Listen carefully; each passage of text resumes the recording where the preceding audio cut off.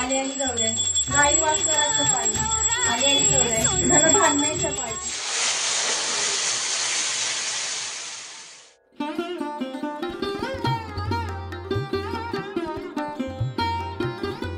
आता मी सावंतांच्या घरी आले. एवढं भारी डेकोरेशन केलेलं आहे ना, आणि काय केलेलं आहे ते आता मला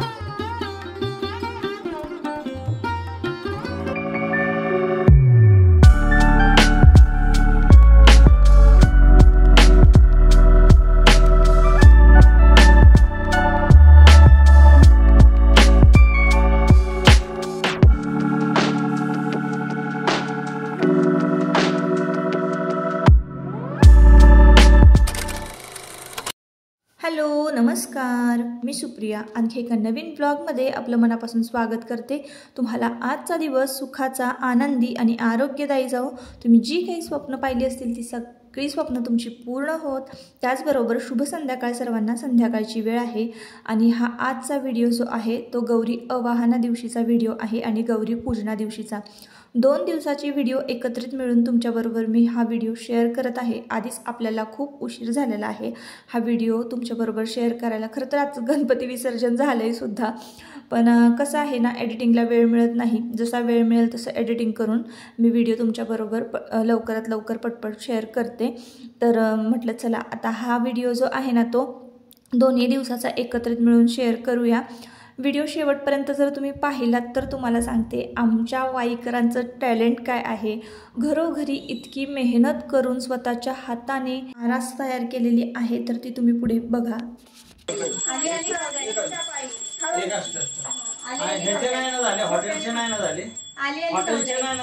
चांदीच्या पायी आली आली गौराई, सौभाग्याच्या पायी आली आली गौराई, मुलाबाळांच्या पायी आली आली गौराई, गाई वासराच्या पायी आली आली गौराई, धनधान्याच्या पायी आली आली गौराई, सुख समृद्धीच्या पायी. तर गौरी आवाहनाचा मुहूर्त जो आहे तो 4:45च्या आधीचा होता. 2 वाजेपासून म्हणजे 1:30 वाजेपासून की 2 वाजेपासून 4:45 वाजेपर्यंत गौरी घरामध्ये घ्यायच्या होत्या. आणि कसं असतं ना, गौरी घरामध्ये घेतल्या एकदा की मग परत पुन्हा लोटून काढायचं नसतं, पुसून काढायचं नसतं, म्हणजे स्वच्छतेच्या कुठलीच कामं करायची नसतात. म्हणून मग मी सकाळपासून जी स्वच्छताच करत होते ना, ते आटपतच नव्हती लवकर स्वच्छतेची कामं. टॉयलेट बाथरूम धुण्यापासून, जिना वगैरे धुण्यापासून सगळा कानान कोपरा अगदी चकाचक केला. म्हणजे पुढचे 2 दिवस आपण स्वच्छता नाही जरी केली ना घरामध्ये, तरीसुद्धा घर अगदी जसाच्या तसा चकाचक राहील इतकी स्वच्छता मी केली होती. आणि अगदी दमून गेले होते. तुम्ही पाहत असाल माझा चेहरा, मी काही जास्त आवरलेलं नव्हतं. केस पण तसेच होते बांधलेले, जास्त काहीच आवरलं नव्हतं. म्हणजे मी आरशातच बघितलं नव्हतं असं म्हटलं तरी चालेल. आणि मग त्यानंतर संध्याकाळी भाजी भाकरीचा नैवेद्य असतो, तर शापूची भाजी, मसाले भात आणि भाकरी केली होती. यावर्षी ना आम्ही साध्याच गौरी बसवलेल्या आहे, कारण आमचे चुलत दीर वारलेले आहेत माझे. त्याच्यामुळं मग आम्हाला साडी नेसवून मुकुट वगैरे असे बसवायचे नव्हते म्हणजे बॉडीवर. त्यामुळं उभ्या गौरी करायच्या नव्हत्या, राशीवर गौरी मांडायच्या होत्या. ज्या वर्षी एखाद्या घरामध्ये असं निधन होतं एखाद्याचं आणि मग त्यानंतर वर्षभर कुठलेच सण साजरे करायचे नसतात, अशी परंपरा आहे आमच्या इकडं. कदाचित सगळीकडेच असावी, मला माहिती नाही. पण वर्षभर ना कुठलेच सण साजरे करायचे नसतात. इवन दिवाळी जी आहे ना, ती सुद्धा पाहुणे मंडळी जी आहेत ती बनवून देतात आपल्याला, आणि मग आपण लक्ष्मीपूजनाला नैवेद्य दाखवायचा असतो आपल्या देवाला, कुलदैवतेला. असं आमच्याकडे रीत आहे. तर आम्ही पण म्हणजे नवीन वस्त्र वगैरे खरेदी करायचं नसतं, असं रीतीभाती आहेत अशा. तर त्यामुळं मग आम्ही साध्याच गौरी बसवल्या होत्या. हा जो दिवस आहे ताईंनो, दुसऱ्या दिवशीचा सकाळचा व्हिडिओ आहे. सकाळी आत्ता बघा नुकतंच उजाडलेलं आहे. आणि नेहमीप्रमाणे तुम्हाला माहिती असेल की मी सकाळी धूप लावत असते किचन कट्ट्यावर. अन्नपूर्णेची पूजा करून घेतलेली आहे. अंघोळीला पाणी म्हणजे माझी आंघोळ झाली आणि इतर घरातले मेंबर्स आहे ना, त्यांना पाणी तापवायला ठेवलेलं आहे. आज आहे गौरी पूजनाचा दिवस. आज खरंच खूप महत्त्वाचा दिवस. आज पुरणपोळीचा स्वयंपाक जरी असला ना, तरीसुद्धा आपलं डेकोरेशनचं सुद्धा काम आपल्याकडे असतं. आणि आता आमच्याकडे कसं चुलत दीर वारल्यामुळं सत्यनारायणची पूजा जी आहे तर ती कॅन्सल झालेली आहे. नाहीतर मग सत्यनारायणची पूजासुद्धा असते. सकाळी आम्ही लवकरच काकांना बोलवतो, तर ते नाही आहे. त्याच्यामुळं जरा गडबड कमी मागणी आहे माझी. पण जर सत्यनारायणाची पूजा आजच्या दिवशी असेल ना तर मग खूपच गडबड होते, कारण काकांच्या हाताखाली पण सगळं वस्तू द्याव्या लागतात आणि समोरच गणपती बाप्पांचं मंडळ आहे ना, तर गणपती बाप्पा बसलेले आहे. नेहमी मी खिडकीतून नमस्कार करत असते गणपती बाप्पांना. तर अशी सकाळची सुरुवात होते. आता मी एका बाजूला चहा ठेवलेला आहे, एका बाजूला पाणी तापायला ठेवलेलं आहे आणि एका बाजूला मी इकडं पुरणाची डाळ शिजत घातलेली आहे. पुरणपोळीचा स्वयंपाक अगदी मी तुम्हाला शॉर्टकटमध्ये सांगणार आहे. फक्त कटाच्या आमटीची रेसिपी मी तुमच्याबरोबर शेअर करणार आहे. तर मी काय करते, तुम्ही कुकरमध्ये जर डाळ शिजवत असाल ना तर कुकरमध्येही छान शिजते, पण अगदीच गाळ नाही करायचा, नाहीतर मग आपलं पुरण पातळ होतं. मी नेहमी पुरणपोळीचा स्वयंपाक करताना काही ना काही टिप्स तुमच्याबरोबर शेअर करत असते, जेणेकरून जे नवीन करणारे आहात असाल जर तुम्ही, तर तुम्हाला काही गोष्टी लक्षात येतील. तर पुरणपोळीचा स्वयंपाक करताना तुम्ही जर कुकरमध्ये डाळ शिजवली तर 2 ते 3 शिट्ट्यामध्येच डाळीचा एकदम गाळ होतो आणि मग तुम्ही पाणी जरी निथळून काढलं की नाही डाळीतलं तरीसुद्धा तुमचं पुरण अगदी पातळ होतं. तर असं होऊ नये म्हणून आहे ना, फक्त अगदी बोट चेपी डाळ शिजवावी, म्हणजे बोटानं चेपल्या जाईल इतकीच बरं का. आणि त्यामुळंच मी काय करते, कुकरमध्ये नाही घालत आणि आमचं कुकर बिघडलेलं आहे त्याच्यामुळं मी उघडीच पातेल्यामध्ये डाळ शिजवते, त्यावर झाकणे ठेवून दिलेली आहे आणि त्यावर पाणी ठेवून द्यायचं, म्हणजे ते पाणी ताटातलं गरम झालं की तेच पुन्हा डाळीमध्ये घालता येतं. इकडे चहा उकळला की एका बाजूला लगेचच मी भात शिजायला घातलेला आहे. जितका मटणाचा स्वयंपाक आहे ना नॉनव्हेजचा पटापट होतो की नाही, तितकाच पुरणपोळीचा स्वयंपाकसुद्धा खूप पटापट होतो. त्याला जास्त वेळ लागत नाही, अगदी 1 तास खूप आहे पुरणपोळीच्या स्वयंपाकाला. मग तो 10 माणसाचा असू दे किंवा 20 माणसाचा असू दे, पुरणपोळीचा स्वयंपाक करणं सोपं आहे. एकदा पुरण वाटलं गेलं की निम्मा अर्धा स्वयंपाक उरकल्यातच जमा असतो बघा. तर आता पटकन डाळ शिजेलच. आता सुट्टी डाळ शिजायला पाऊण तास तरी लागतोच बरं का ताईंनो. तोवर ना बाकीची सगळी कामं आपली इकडे उरकतात. चहा वगैरे घेतला सकाळी आणि लगेचच मग इकडं पुरण वगैरे मी परतून घेतलेलं आहे. आता आपण जेवढं गुळाचं प्रमाण घेणार आहोत, डाळीचं प्रमाण घेणार आहोत ना, तेवढंच गुळाचं प्रमाण घ्यायचं. इथं मी तुम्हाला प्रमाणसुद्धा सांगते. डाळ शिजली की पाणी येळून घेतलं आणि पुरण जे आहे ते परतवून घेतलेलं आहे. तर मी आज ना 1 चिपटं डाळ घातली होती ना, तर बरोबर 1 चिपट्याचाच गुळ मी घेतला होता. बारीक चेचायचा गुळ आणि त्याच चिपट्यानं मोजून घ्यायचा. गुळ थोडा कमी पडला तरीही चालतो, पण गुळ जास्त होता कामा नये, नाहीतर पोळीची चवसुद्धा बिघडते आणि पुरणसुद्धा पातळ होतं. थोडं जरी तुम्ही पुरण घातलं ना तरीसुद्धा पोळी खूप गोड लागते असं होतं ताईंनो. त्यामुळं पुरणामध्ये ना थोडासा गुळ कमी पडला तरीही चालेल. तर आता इकडे बघा मी मसाले घेतलेले आहे. लसूण सोलून घेतलेला आहे, मीडियम साईजचा कांदा कट करून घेतलेला आहे, मुठभर खोबरं, मुठभर कोथिंबीर हे भाजून मिक्सरमध्ये वाटून घेतलेलं आहे आणि वाटण करून घेतलेलं आहे. आता आपण करणार आहोत कटाची आमटी, त्यामध्ये थोडंसं आलंसुद्धा घेतलेलं होतं मी वाटताना. आता इथे मसाले घेतलेले आहेत. कढीपत्ता घेतलेला आहे, घरगुती लाल तिखट घेतलेला आहे, हळद घेतलेला आहे आणि एव्हरेस्टचा मसाला घेतलेला आहे. आता त्यानंतर आपल्याला माझ्याकडे इकडे लोखंडी तवा आहे ना, लोखंडी तव्यावरच मी भरपूर साऱ्या फोडण्या घालत असते. तर इकडे लोखंडी तवा घेतलेला आहे. 2 चमचे मी यामध्ये तेल घातलेलं आहे आणि तेल गरम झालं की थोडीशी मोहरी घालायची, कढीपत्ता घालायचा आणि लगेचच आपल्याला मसाला जो आहे तो छान परतून घ्यायचा आहे, म्हणजे वाटण परतून घ्यायचं आहे कढीपत्ता भाजला की. आता वाटण छान परतवून झालं की 5 ते 7 मिनटं छान वाटण परतवून घ्यायचं आहे. जोवर सगळ्या वाटणामध्ये तेल मुरत नाही तोपर्यंत हे वाटण म्हणजे भाजतच राहायचं आहे. आणि मग त्यानंतर आपल्याला यामध्ये मसाले ॲड करायचे आहे. आता मसाले काय काय होतं ते सुद्धा मी तुम्हाला सांगितलं. त्यामध्ये हळद पावडरसुद्धा होती, असेल तर कश्मीरी लाल चिली पावडर जरी घातली तुम्ही तरी तुम्हाला छान तुमच्या आमटीला तर्री येणार आहे. तर अशी आमटी फोडणीला घातलेली आहे. डाळ येळली होती ना, त्याचं सारण होतं ते, म्हणजे सार होतात, तर ते फोडणीला घातलेलं आहे आणि लगेचच इकडे मी पातेल्यामध्ये ओतून घेतलेली आहे आमटी, कारण एवढी सारी आमटी त्या तव्यामध्ये काही बसणार नाही. तर आणि मग त्यानंतर बघा इकडे थोडंसं मिक्सरच्या भांड्यामध्ये जे वाटण केलं होतं ना, त्या वाटणातच थोडंसं पाणी घातलं आणि पुन्हा तव्यामध्ये ओतलं आणि तव्यातलं जे म्हणजे तव्यामध्ये फोडणी घातली होती ना, त्याच्यामुळं मग त्यासला सुद्धा मसाला चिटकून बसलेला असतो. तर मग त्या पाण्यामध्ये छान तवा खंगळायचा आणि आमटीमध्ये ओतायचा. तर असं आहे. तव्यालाच खरं तर लोखंडाच्या खूप छान चव येते भाजीला, आमटी फोडण्या घातल्या ना त्याच्यामध्ये. तर तुम्ही सुद्धा एखादी कढई किंवा तवा असा घ्या जो की किचनमध्ये ना खूप वापरात येतो. आता माझ्याकडे तळणाला लोखंडी कढईच आहे ताईंनो. अजून एक मोठी लोखंडी कढई मला घ्यायची आहे दिवाळी वगैरे तळण्यासाठी. टमटमीत अशा पोळ्या फुगलेल्या होत्या. अगदी शॉर्टकटमध्ये स्वयंपाक तुमच्याबरोबर शेअर केला आणि गौरींना नैवेद्य वगैरे दाखवलेला आहे. गौरींना दुपारी नैवेद्य दाखवला. आमच्या सगळ्यांची जेवणं झाली आणि ताईंनो भांडी वगैरे तर तशीच पडली होती माझी गौरीच्या दिवशी. माझ्या मैत्रिणी आल्या हळदी कुंकूला तेव्हा म्हणत होत्या तुझी अजून भांडी पण तशीच पडलेली आहेत.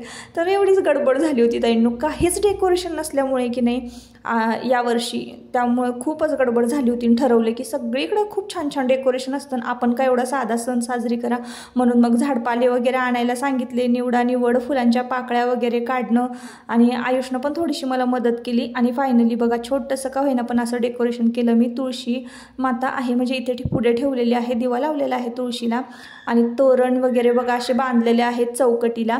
आणि छान वारं सुटलं होतं. रांगोळी वगैरे काढले उंबराजवळ ना, फुलांचं छान डेकोरेशन केलेलं होतं. छोटंसं का असे ना पण छानसं डेकोरेशन केलं ना की सणवार असल्यासारखा वाटतो. म्हणून मग मी इथं खऱ्या फुलांचं डेकोरेशन केलं होतं. आता तुम्हाला पुढे ना ब्लॉगमध्ये घरोघरचे डेकोरेशन जे आहेत ते बघायला मिळतील. एवढं छान छान डेकोरेशन केलेले आहेत ना ताईंनो, त्यांचं बघून आपल्याला असं वाटतं की आपल्या पण घरी ना थोडं का असे ना पण डेकोरेशन हे असलंच पाहिजे. तर इकडं मग मी उंबरा पूजन करून घेतलेलं होतं आणि तिथंसुद्धा फुलांचं थोडंसं डेकोरेशन केलं होतं. घर आधीपासूनच आवरलेलं होतं, तुम्हाला माहिती आहे सकाळपासूनच मी आवरते आहे, त्यामुळे स्वच्छतेचं एवढं काही प्रॉब्लेम नाही. स्वच्छता झाली होती. पण हे सगळं रांगोळी जी आहे ना रिअल फुलांची, तर ती रचण्यामध्येच बराचसा वेळ गेलेला होता.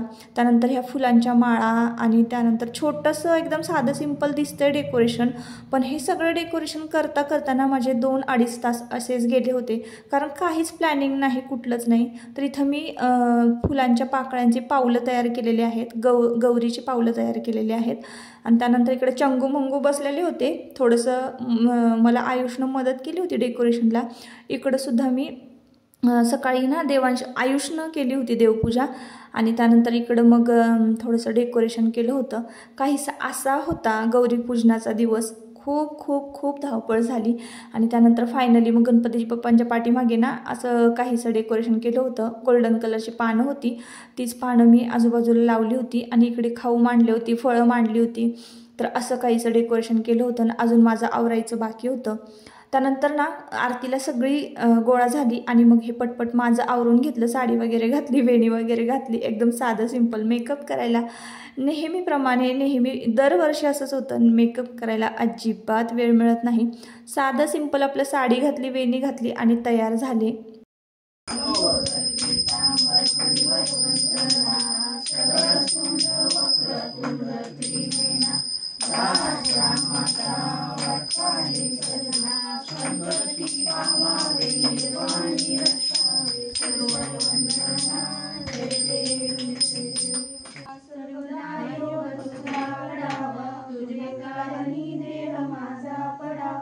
उपेक्षु नको गुणवंता अनंता रघुनायका मागणे शिवता.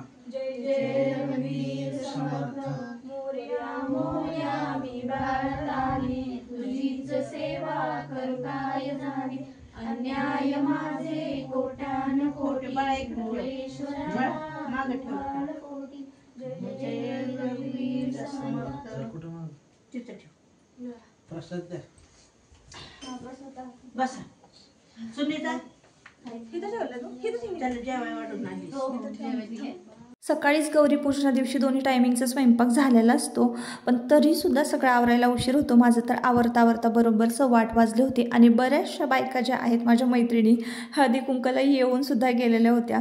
तर म्हटलं चला आता माझं आवरलेलं आहे ना, तर आता आपण हळदी कुंकाला निघूया. माझ्याबरोबर 1-2 मैत्रिणी होत्या आणि मग आम्ही पोहोचलो माझ्या मावशीच्या घरी, जे की आता तुम्ही सकाळी जी शूट पाहता की नाही समोरचं घर जे आहे डोंगराखालचं, तर त्या घरी मी आले होते. आणि तुम्हाला जर तुम्ही नेहमीचे व्ह्यूअर्स असाल तर तुम्हाला माहिती असेल, सुरुवातीला मॉर्निंगला मी जी व्हिडिओ क्लिप घेते ना त्याच्या समोरचं एक्झॅक्ट घर जे आहे त्या घरी मी आले होते. आणि तिथं ना शिवजयंतीचं जे काही आहे देखावा तो साकारलेला होता. तर इकडं जिजामाता ओटी घेऊन बसलेल्या आहेत, आत्याबाई नाव घ्यायला इकडे माईक त्यांच्या हातामध्ये दिलेला होता. तर असा देखावा काहीसा त्यांनी साकारला होता. खूप छान यांनी सुद्धा केलं होतं. यांच्या तर पाठीमागं गुरं ढोरं धारा गुरांच्या शेणपाणी हे सगळी कामं असताना सुद्धा एवढं सगळं पाळणा व्यवस्थित सजवला होता. छान टकूचं वगैरे घातलं होतं त्या भावल्याला. इतकं भारी डेकोरेशन केलं होतं ना ताईंनो. विचार करते मी यांनी कधी केलं असावं. तर देखावा नंबर 2 आत्ता आलेली आहे मी सायलीच्या घरी, माझी मैत्रीण. तर तिनं सुद्धा एवढं भारी केलं होतं ना ताईंनो.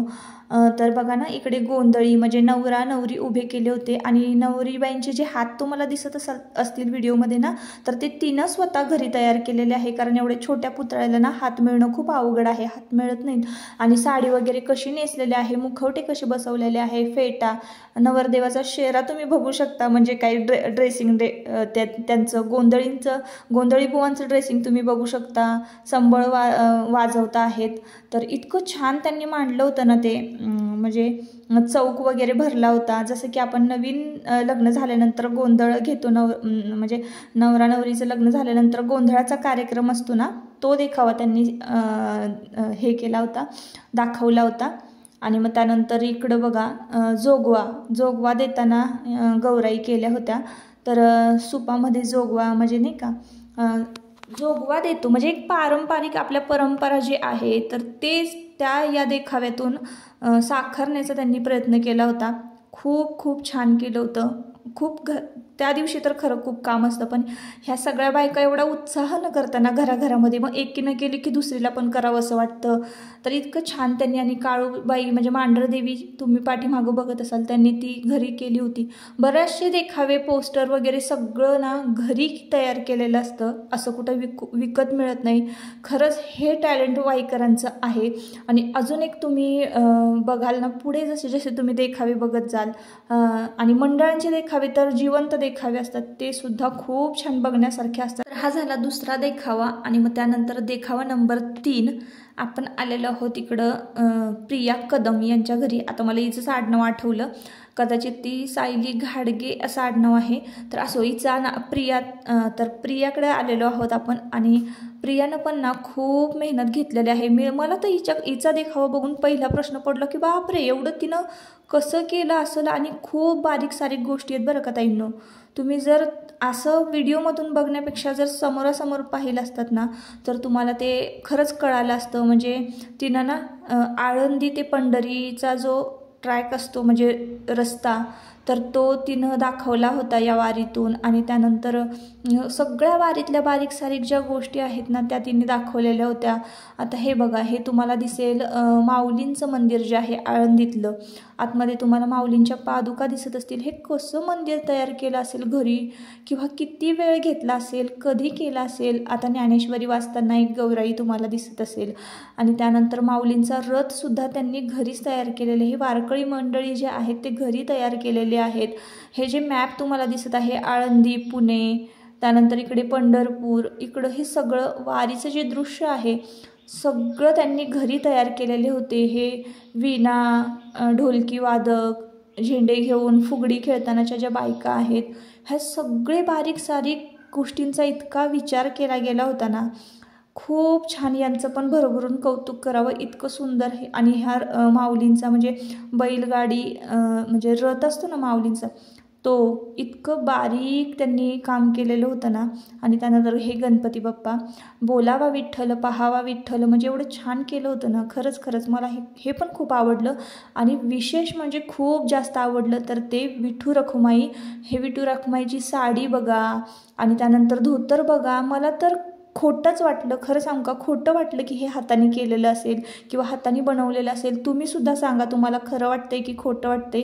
हे विठ्ठल रुक्मिणी तिनं हाताने घरी तयार केलेले आहेत. आणि रांगोळी पण अगदी देखणी कधी काढली असावी, साजेरी गोजरी. खूप छान केलं होतं हिनं सुद्धा. तर ना आत्ता मी सावंतांच्या घरी आले. एवढं भारी डेकोरेशन केलेलं आहे ना. आणि काय केलेलं आहे ते आता मी तुम्हाला दाखवते बॅक कॅमेराने. बरेचसे घरं फिरून झालेत, हळदी कुंकू करून झाले. आता रात्रीचे 9 वाजलेत. तर बरंच सारं डेकोरेशन मी तुम्हाला दाखवलं. आता इथलं जे डेकोरेशन आहे ते सगळ्यात जास्त मला डेकोरेशन आवडलेलं आहे. तर तुम्हाला मी दाखवते, चला. तर सावंतताईंच्या घरी की नाही छावा चित्रपटातील देखावा साकारलेला होता. त्यांनी पण खूप बारीक सारीक गोष्टींचा विचार केलेला आहे. तर मी मुद्दामच पायऱ्यांपासून सुरुवात केली, कारण तुम्हाला दाखवते मी की प्रत्येक पायरीवर रांगोळी काढलेली आहे. इतका उत्साह असतो ना बायकांमध्ये, एवढी सगळी कामं करून पण एवढी एनर्जी त्यांच्यात कुठून येते काय माहिती. म्हणजे मलाच खरंच कौतुक वाटतं ह्या सगळ्या गोष्टीचं. मी पण तितकंच करते तरीसुद्धा. पण बघा ताईंनो, इतकं भारी इथं सुद्धा देखावा साकारलेला होता. तर यांच्याकडं ना छावा चित्रपटातील आरास तयार केली होती. तर आता हे प्रत्येक पोस्टर जे आहेत तुम्ही पाहिलात ना, अख्खा चित्रपट तुमच्या डोळ्यापुढे उभा राहील. तर महाराजांचा झालेला राज्याभिषेक, त्यानंतर कवी कलश यांनी त्यांना दिलेली साथ, त्यानंतर सिंहाबरोबरचं एक चित्र आहे बघा. सिंहाबरोबर महाराजांची लढत होते ते दाखवलेलं आहे. बरेच छोट्या छोट्या गोष्टींचं आहे ना इथं म्हणजे पोस्टर लावलेले होते ना, जेणेकरून आपण एक एक पोस्टर जरी बघितलं ना तर अख्खा चित्रपट आपल्या डोळ्यासमोर उभा राहतो. असं यांच्याकडे सुद्धा देखावा होता. हे शंकराचं पोस्टर तुम्ही पाठीमागं पाहत असाल, ते घरी तयार केलेलं आहे. महादेवांची पिंड घरी तयार केलेली आहे. तुम्ही प्रत्येक पोस्टर जर बघितलात ना तर आत्तासुद्धा तुमच्या डोळ्यासमोर अख्खा चित्रपट उभा राहील असा इथला देखावा होता. आणि इथलासुद्धा देखावा मला खूप खूप आवडला. तर असं आहे आमच्या वाईकरांचं टॅलेंट. तुम्हाला सगळे देखावे कसे वाटले मला नक्की कमेंट करून सांगा. चला तर मग मंडळी, आता व्हिडिओचा इथेच शेवट करते. परत पुन्हा भेटूया नवीन एका ब्लॉगमध्ये. तोपर्यंत स्वतःची काळजी घ्या आणि मजेत राहा. ब्लॉग जर आवडला असेल नक्की आपल्या चॅनलला सबस्क्राईब करा आणि व्हिडिओला एक लाईक करा. चला, बाय बाय.